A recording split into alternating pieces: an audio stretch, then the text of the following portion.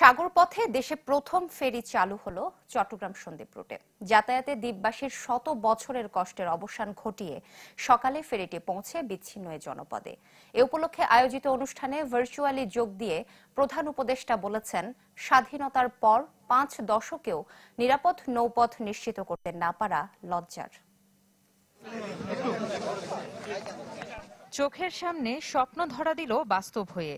তাই সন্দ্বীপের গুপ্তছড়া ঘাটে ফেরি পৌঁছার সাথে সাথে স্থানীয়দের এমন উচ্ছ্বাস। সকাল 9টায় চট্টগ্রামের সীতাকুণ্ডের বাঁশবাড়িয়া থেকে সন্দ্বীপের উদ্দেশ্যে ছাড়ে কপোতাক্ষ নামের এই ফেরিটি। তাতে ঢাকা থেকে বিআরটিসির বাস সহ বিভিন্ন যানবাহনে করে সন্দ্বীপের উদ্দেশ্যে রওনা দেন যাত্রীরা। যাতায়াত নিয়ে দীর্ঘদিন ধরে চলা ভোগান্তির বিপরীতে ফেরি চালুতে উচ্ছ্বাস যেন বাঁধ ভাঙে তাদের। নিশ্চিন্তে খান স্বাস্থ্যকর অল টাইম পান, অল টাইম হেলদি লাইফ। ফেরিতে উঠছি, ফেরি থেকে আবার পল্টনে নামছি, অথবা সরাসরি আমরা আমাদের গাড়ি নিয়ে সন্দ্বীপ চলে যাব। আগে আমরা এই যে কাদার মধ্যে পাড়ি দিয়ে আমার দাদুর বাড়িতে যাইতে হইতো, এখন অনেক আরামে গাড়িতে করে যাইতে পারবো, বাসে করে যাইতে পারবো। বর্ষা এলে আমাদের বিপদের আর শেষ নাই।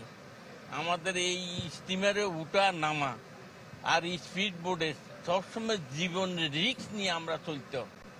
এটা একটা ইতিহাসের স্মরণীয় দিন হিসেবে থাকবে।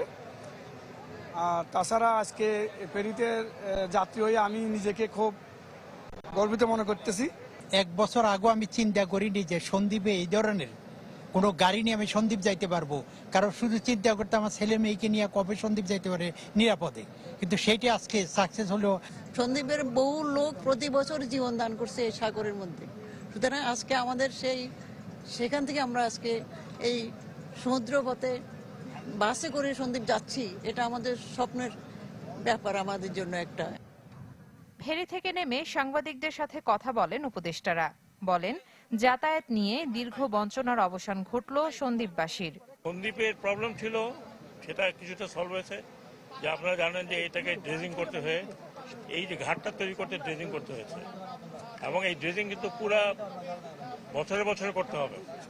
এটা কিন্তু খুব কঠিন, সহজ কাজ না কিন্তু, এবং এই কারণেই কিন্তু এতদিন হয় নাই। তো ওনারা এটাকে চ্যালেঞ্জ হিসেবে গ্রহণ করছেন এবং ওনারা সফল হয়েছেন এই যে আজকের এর মাধ্যমে। কিন্তু এটা এখনো কনস্ট্যান্টলি মনিটরিং করতে হবে। লক্ষ মানুষ এখানে উপকৃত হবেন। খুব খুশি লাগছে আজকে সন্দ্বীপের মানুষের জন্য। পরে সন্দ্বীপ উপজেলা পরিষদ এলাকায় সুধী সমাবেশে ভার্চুয়ালি বক্তব্য দেন প্রধান উপদেষ্টা। বলেন, স্বাধীনতার 50 বছরে নিরাপদ নৌপথ নিশ্চিত করতে না পারা লজ্জার। ফেরি চালুর মাধ্যমে সে কলঙ্ক মোচন হলো।